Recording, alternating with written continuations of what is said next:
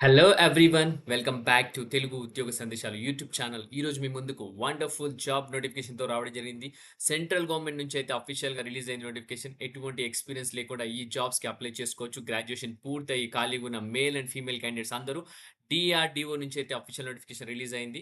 So ఈ వీడియోలో clear cut complete details అయితే నోటిఫికేషన్ గురించి ఎక్స్ప్లెయిన్ చేయబోతున్నాను. వీడియోని ఎండ్ వరకు చూడడానికి ట్రై చేయండి. అలాగే మన ఛానల్ ఫస్ట్ టైం వచ్చిన చూస్తుంటే కనుక ఛానల్ వెంటనే సబ్స్క్రైబ్ చేసుకొని పక్కనే ఉన్న బెల్ ఐకాన్ యాక్టివేట్ చేసుకుని ఆల్ అని ప్రెస్ చేయండి. సో దట్ నెక్స్ట్ టైం మనం ఏ వీడియోస్ చేసినా మీకు అప్డేట్స్ రూపంలో రావడం జరుగుతుంది.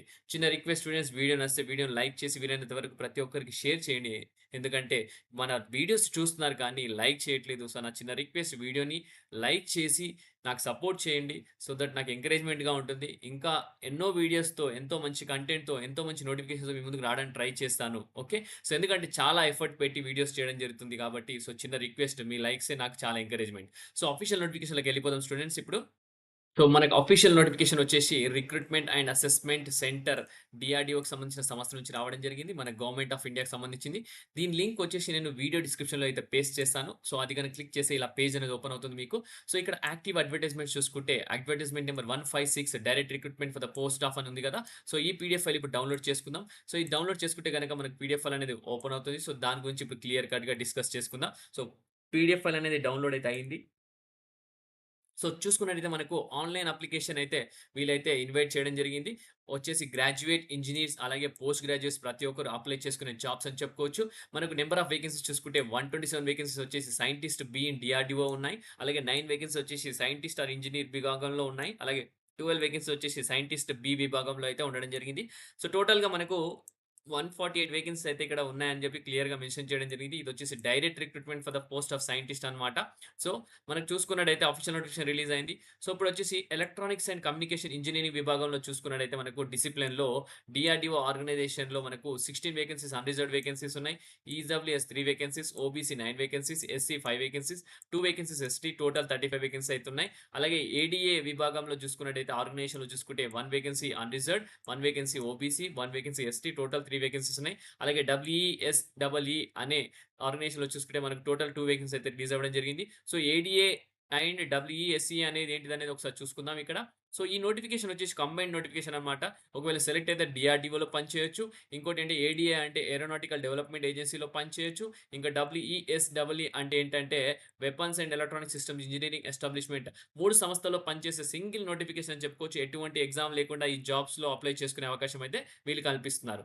సో, మనం చూసుకున్నట్టయితే ఈ particular electronics and communication engineering డిసిప్లిన్‌కి సంబంధించి కరెస్పాండింగ్ ఎసెన్షియల్ క్వాలిఫికేషన్ చూసుకుంటే least first class bachelors degree in engineering or technology in electronics and communication engineering from recognised university అన్నమాట. సో, బీటెక్ ఉండాలి. అది కూడా ఎలక్ట్రానిక్స్ అండ్ ఇంజినీరింగ్ అని క్లియర్‌గా మెన్షన్ చేయడం జరిగింది. Technology in electronics and communication engineering అని క్లియర్‌గా మెన్షన్ చేశారు. గేట్ క్వాలిఫికేషన్ కూడా ఉంది. Valid GATE score in electronics and communication engineering అన్నమాట. ఓకే. పోస్ట్ కోడ్ ఈసీ అన్నమాట. ఓకే. సో, నెక్స్ట్ వచ్చేసి మనము మెకానికల్ ఇంజినీరింగ్‌కి సంబంధించి చూసుకుంటే గనక డీఆర్‌డీఓలో టోటల్‌గా 33 వేకెన్సీస్, ఏడీఏలో వచ్చేసి 1 వేకెన్సీ మనకు. ఇక్కడ డబ్ల్యూఎస్ఎస్‌సి ఆర్గనైజేషన్ అయితే లేదు. ఎసెన్షియల్ క్వాలిఫికేషన్ దీనికి కూడా చూసుకుంటే ఫస్ట్ క్లాస్ బ్యాచిలర్స్ డిగ్రీ ఉండాలా. అది కూడా engineering or technology in mechanical engineering from recognised university. దీంతో పాటు valid GATE score in mechanical engineering కూడా ఉండాలి. పేపర్ కోడ్ వచ్చేసి ఎంఈ అనమాట, గుర్తుపెట్టుకోండి అందరూ. సో, కంప్యూటర్ సైన్స్ ఇంజినీరింగ్‌కి సంబంధించిన డిసిప్లిన్ చూసుకుంటే డీఆర్‌డీఓలో మనకు 29 వేకెన్సీస్ ఉన్నాయి ఇక్కడ చూసుకుంటే. అలాగే ఏడీఏలో మనకు 3 వేకెన్సీస్ ఉన్నాయి. సీఎంఈలో మనకు 1 వేకెన్సీ ఉంది. డబ్ల్యూఎస్‌డబ్ల్యూలో 1 వేకెన్సీ ఉంది. టోటల్‌గా మనకైతే చాలా వేకెన్సీ అయితే ఉన్నాయి. ఎసెన్షియల్ క్వాలిఫికేషన్ చూసుకుంటే మనకు bachelors degree in engineering and technology computer science engineering అని క్లియర్‌గా మెన్షన్ చేశారు. వాలిడ్ గేట్ స్కోర్ ఉండాలి కంప్యూటర్ సైన్స్‌కి, ఇన్ఫర్మేషన్ టెక్నాలజీకి. అలాగే పేపర్ కోడ్ సీఎస్ అన్నమాట ఇక్కడ క్లియర్‌గా మెన్షన్ చేయడం జరిగింది. ఓకే. సో, నెక్స్ట్ చూసుకున్నట్టయితే మీరిక్కడ నెక్స్ట్ వచ్చేసి మనకు ఎలక్ట్రికల్ ఇంజినీరింగ్‌కి సంబంధించి డీఆర్‌డీఓలో, సీఎంఈలో 6 అండ్ 1 వేకెన్సీ ఉన్నాయి. దీనికి కూడా essential qualification first class degree, bachelors degree ఉంటే సరిపోతుంది. అది కూడా ఎలక్ట్రికల్ ఇంజినీరింగ్‌లో ఉండాలి. వాలిడ్ గేట్ స్కోర్ కూడా కావాల్సి ఉంటుంది. So, material engineering, material science and metallurgical engineering గనుక చూసుకున్నట్టయితే టోటల్‌గా 4 వేకెన్సీస్ డీఆర్‌డీఓలో, ఏడీఏలో 1 వేకెన్సీ. ఎసెన్షియల్ క్వాలిఫికేషన్ చూసుకున్నట్టయితే at least bachelors degree in engineering or technology metallurgy డిపార్ట్‌మెంట్‌లో ఉండాలి. అలాగే గేట్ వాలిడ్ స్కోర్ ఉండాలి. మెటలర్జికల్ ఇంజినీరింగ్‌లో అని క్లియర్‌గా మెన్షన్ చేశారు. ఆర్ ఇంజినీరింగ్ సైన్సెస్ అని క్లియర్‌గా మెన్షన్ చేయడం జరిగింది. Paper code empty are paper code exe అన్నమాట.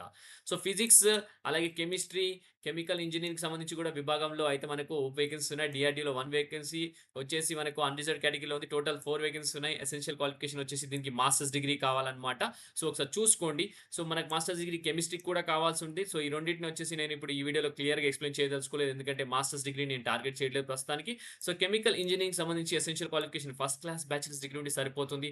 దానికి కూడా మనకొచ్చేసి ఇక్కడ క్లియర్‌గా కెమికల్ ఇంజినీరింగ్‌లో చేసి ఉండాలి. గేట్ వ్యాలిడ్ స్కోర్ ఉండాలి. మనకు టోటల్ 3 వేకెన్సీస్ అన్నమాట.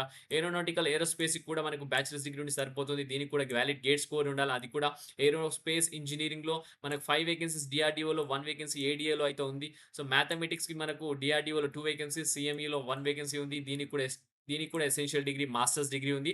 అది కూడా మ్యాథమెటిక్స్ అని క్లియర్‌గా మెన్షన్ చేశారు. అలాగే valid GATE score in mathematics కూడా ఉండాల. సివిల్ ఇంజినీరింగ్ చూసుకుంటే same essential qualification bachelors degree ఉండాలా సివిల్ ఇంజినీరింగ్‌లో. అలాగే మనకి గేట్ వ్యాలిడ్ స్కోర్ అయితే ఉండాలా. ఒక 1 వేకెన్సీ అయితే ఇవ్వడం జరిగింది. సో, బయోమెడికల్ ఇంజినీరింగ్‌లో చూసుకుంటే మనకు డీఆర్‌డీఓలో 2 వేకెన్సీస్ అట్‌లీస్ట్ బ్యాచిలర్స్ డిగ్రీ ఉంటే సరిపోతుంది. అది కూడా బయోమెడికల్ ఇంజినీరింగ్‌లో గేట్ వ్యాలిడ్ స్కోర్ ఉంటే సరిపోతుందన్నమాట. సో, ఎంటమాలజీ డిపార్ట్‌మెంట్, బయోస్టాటిస్టిక్స్ అలాగే క్లినికల్ సైకాలజీ ఈ డిఫరెంట్ డిపార్ట్‌మెంట్స్‌లో కూడా టోటల్‌గా మనకైతే వేకెన్సీస్ అయితే రిలీజ్ చేయడం జరిగింది. టోటల్‌గా 148 వేకెన్సీస్ అయితే రిలీజ్ చేయడం జరిగింది వితౌట్ ఎనీ ఎగ్జామ్. సో, ఇక్కడ students appearing in the final year semester examination expect to achieve first class after final exams may also apply అన్నమాట. ఎవరైతే ఫైనల్ ఇయర్ ఉన్నారో వాళ్ళు కూడా అప్లై చేసుకునే జాబ్స్ అని చెప్పుకోవచ్చు. అంటే మీరు ఫస్ట్ క్లాస్ వస్తదని మీకు నమ్మకం ఉంటే అప్లై చేయండి అని చెప్తున్నారు.